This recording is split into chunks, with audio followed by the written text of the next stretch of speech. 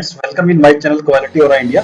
Friends, today we are going to discuss about the calculation of the inventory lead time and process cycle efficiency. ये basically दोनों calculation value stream mapping में काफी important है और VSM में काफी means main role अदा करती है। तो आज हम इन्हीं दोनों कैलकुलेशंस के बारे में बात करेंगे। और फ्रेंड्स, अभी तक अगर आपने हमारे चैनल को सब्सक्राइब नहीं किया है तो पहले आप चैनल को सब्सक्राइब कर लीजिएगा और अगर वीडियो पसंद आए तो अपने फ्रेंड्स एंड कोलीग में भी जरूर शेयर करिएगा।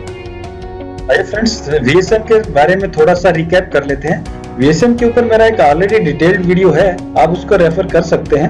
बट थोड़ा सा जब इस टर्मिनोलॉजी को समझने के लिए हम थोड़ा सा एक बार यहाँ VSM की डेफिनेशन को रिकैप करेंगे। सो VSM value stream mapping, VSM is basically practical and visual tool by which you can identify the steps, procedure और potential hotspot, यानी कि जो भी हमारे जो बेसिकली जो नॉन वैल्यू एडिड एक्टिविटीज हैं एनी प्रोसेस में, तो उसके लिए निकालने के लिए उसको एलिमिनेट करने के हॉटस्पॉट वैल्यू स्ट्रीम मैपिंग के थ्रू हम निकालते हैं। तो वैल्यू स्ट्रीम मैपिंग बेसिकली दो स्टेप पे होती है, करंट वैल्यू स्ट्रीम मैपिंग और फ्यूचर स्टेट मैपिंग। यानी करंट स्टेट मैपिंग में जो भी आपकी ऑलरेडी किसी भी वर्स्ट कंडीशन में जो आपकी कंडीशन है वो हम करंट स्टेट मैपिंग को विजुअल ड्रा करते हैं। और फ्यूचर स्टेट मैपिंग यानी कि आपकी फ्यूचरिस्टिक यानी कि आइडियल ड्रीम स्टेट मैपिंग होती है, जो जितना आप बेहतर करना चाहते हैं वो उसको बोलते हैं future state mapping. So you can identify the steps, procedure, potential hotspots that create value, यानी कि वैल्यू स्ट्रीम जैसे नेम इंडिकेट।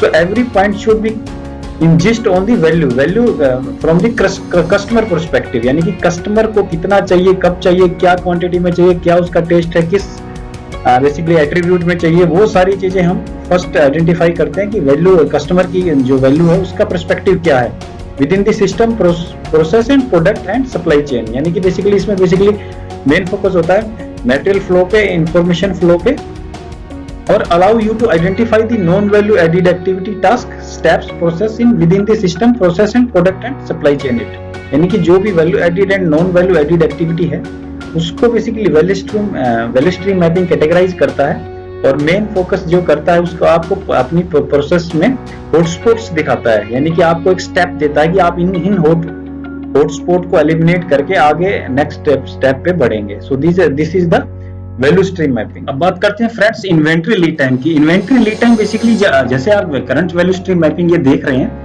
तो इसमें बेसिकली जब दो प्रोसेस है, मान लीजिए स्टैंपिंग और स्पॉट वेल्डिंग 1 के बीच में जो आप ट्रिंगल साइन देख रहे हैं, तो ये बेसिकली इन्वेंट्री है।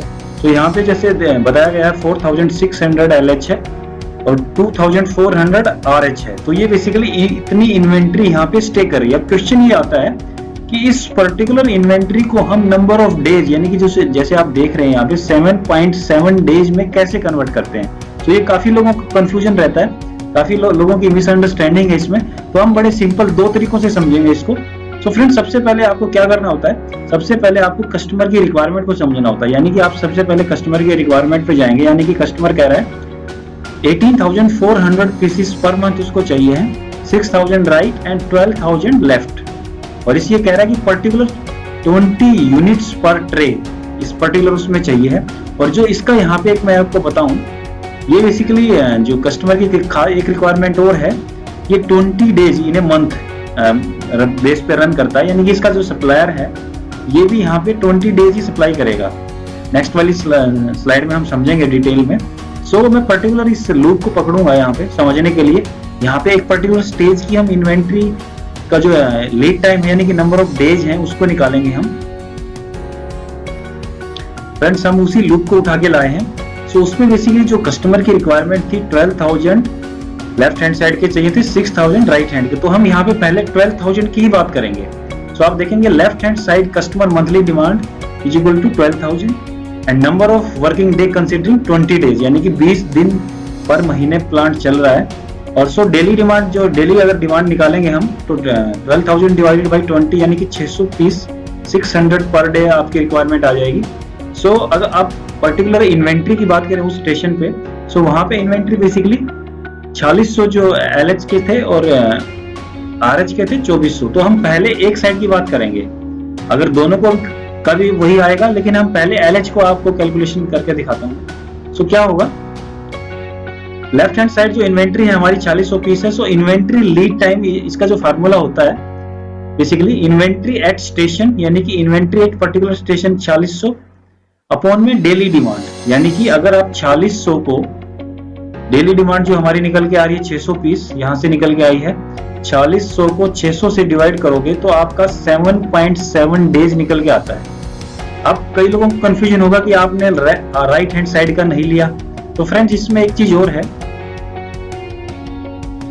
अब फ्रेंड्स हम टोटल इन्वेंट्री को काउंट करेंगे और टोटल डिमांड को लेके चलेंगे। यहाँ पे मान लीजिए जो इसकी जो कस्टमर की बेसिकली स्पेसिफिक डिमांड थी 12,000, यानी कि अगर मैं पहले वाली स्लाइड में दिखाऊं, आप यहाँ पे देखेंगे टोटल थी जो 12,000 प्लस 6,000, यानी कि 12,000 लेफ्ट का था, 6,000 राइट का था, यानी कि टोटल आपकी 18,000 हो गई। यानी कि आपकी यहाँ पे डिमांड बन जाती है 18,000। 18,000 को डिवाइड करेंगे 20 से तो आपका आ जाएगा 18,000 को अगर 20 से डिवाइड करेंगे तो हमारा आ जाता है 900, यानी कि 900 पर डे रिक्वायरमेंट निकल के आती है। और अगर उस स्टेशन की टोटल इन्वेंट्री को जोड़ देंगे यानी कि LH एंड RH साइड को, यानी कि 4600 प्लस में 2400, तो हमारा 7000 निकल के आता है। 7000 यानी कि 7000 डिवाइडेड बाई 900। तो फ्रेंड्स आप कैलकुलेशन कर लीजिएगा, ये भी 7.7 डेज ही आता है। सो एक तरीका है फ्रेंड्स ये इन्वेंट्री डेज को निकालने का, यानी कि इन्वेंट्री लीड टाइम को निकालने का एक तरीका है, सिंपल है। आप दोनों को जोड़ देंगे तो आपको जो डिमांड है वो भी दोनों को इकट्ठी जोड़नी पड़ेगी और इन्वेंट्री भी इकट्ठी इन्वेंट्री से ही डेली डिमांड को डिवाइड करना पड़ेगा। सो सिंपल है। अब फ्रेंड्स एक दूसरा तरीका इन्वेंट्री लीड टाइम निकालने का, इसमें बेसिकली क्या फार्मूला होता है, इसका फार्मूला इन्वेंट्री अमाउंट, यानी कि जो पर्टिकुलर स्टेशन पे इन्वेंट्री थी हमारी 4600 प्लस में 2400, यानी कि टोटल इन्वेंट्री थी हमारी 7000 into takt time. Takt time basically जब निकलता है जो आपकी जो अवेलेबल टाइम अपॉन में कस्टमर डिमांड है और अपॉन में अवेलेबल टाइम पर डे, यानी कि जो आप मान लीजिए एक शिफ्ट चला रहे हैं, 2 शिफ्ट चला रहे हैं, वो आपका टोटल टाइम निकल के आ जाएगा कि आपका कितना जो basically number of working time है, यानी कि सेकंड्स में। यानी कि यहाँ पे अगर पर्टिकुलर एग्जांपल को देखें तो 7000 पीसेस ऑफ इन्वेंट्री हमारे पास है और टेक टाइम बेसिकली 60 सेकंड पर पीस है, यानी कि 60 सेकंड में कस्टमर आपसे एक पर्टिकुलर पीस की डिमांड कर रहा है। और यहाँ पे जो बेसिकली 55,200 ही अवेलेबल टाइम है, यानी कि 2 शिफ्ट का टाइम है, ये 27,000 समथिंग कुछ पर्टिकुलर, यानी कि 7.5 घंटे इंटू 2, उसको इन्होंने सेकंड्स में कन्वर्ट किया हुआ है। सो ये बेसिकली टोटल अगर इसको 7,000 को 60 से मल्टीप्लाई करेंगे तो 4,20,000 सेकंड डिवाइडेड बाई 55,200 सेकंड, यानी कि 7.6 डे, ऑलमोस्ट बराबर ही आएगा।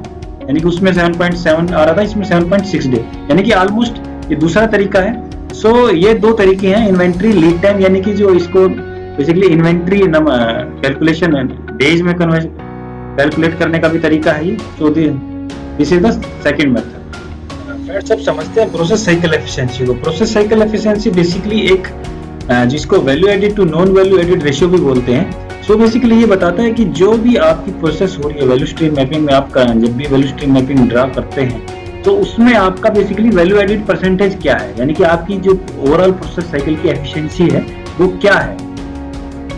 फ्रेंड जैसे आप देख रहे हैं यहाँ पे, इसमें बेसिकली टाइम चलता है नीचे, बेसिकली एक प्रोसेस टाइम है, दूसरा इन्वेंट्री का लीड टाइम, यानी कि ये inventory lead time, process time, inventory lead time, process time. So जो यहाँ पे बेसिकली हमारा प्रोसेस टाइम होता है वो वैल्यू एडिड टाइम बोला जाता है उसको, यानी कि जो भी ऑपरेशन टाइम है, operation time basically value added time, यानी कि हम अगर इसको जोड़ेंगे यानी कि 1 second, 39 second, 46 second, 62 seconds, 40 second, ये बेसिकली हमारा वैल्यू एडिड टाइम है।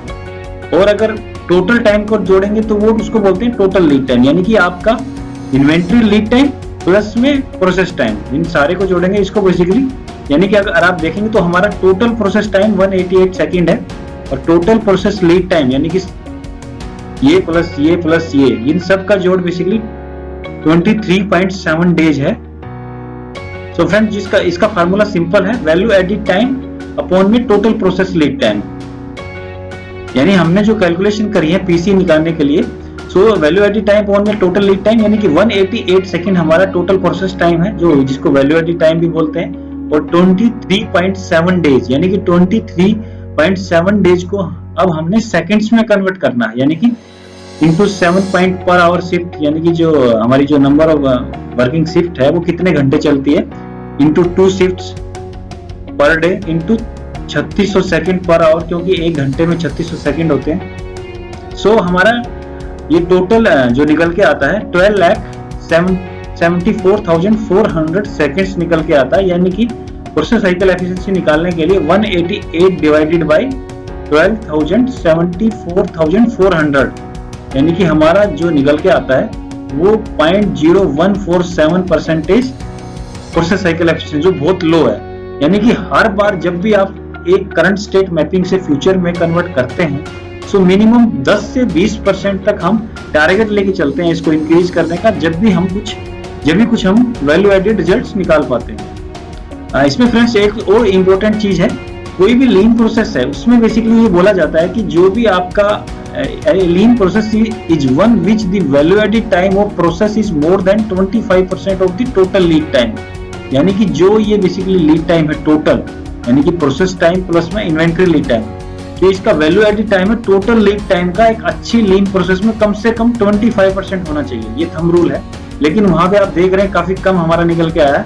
सो इसको बेसिकली हिडन फैक्ट्री लॉस बोलते हैं। ये काफी जो इन्वेंट्री में, बफर्स में, रिजेक्शन, रीवर्क, ब्रेकडाउन्स, तो ये हमारा बेसिकली मेन जो लॉस है वो यहाँ पे होता है। तो ये तो फ्रेंड मेरा आज का वीडियो, उम्मीद करता हूँ आपको काफी पसंद आया होगा। और फ्रेंड आपसे एक और रिक्वेस्ट है, आप अपनी सजेशंस नीचे कमेंट बॉक्स में जरूर दें, सो दैट हम आपके लिए नए वीडियो लेके आते रहें। Thank you.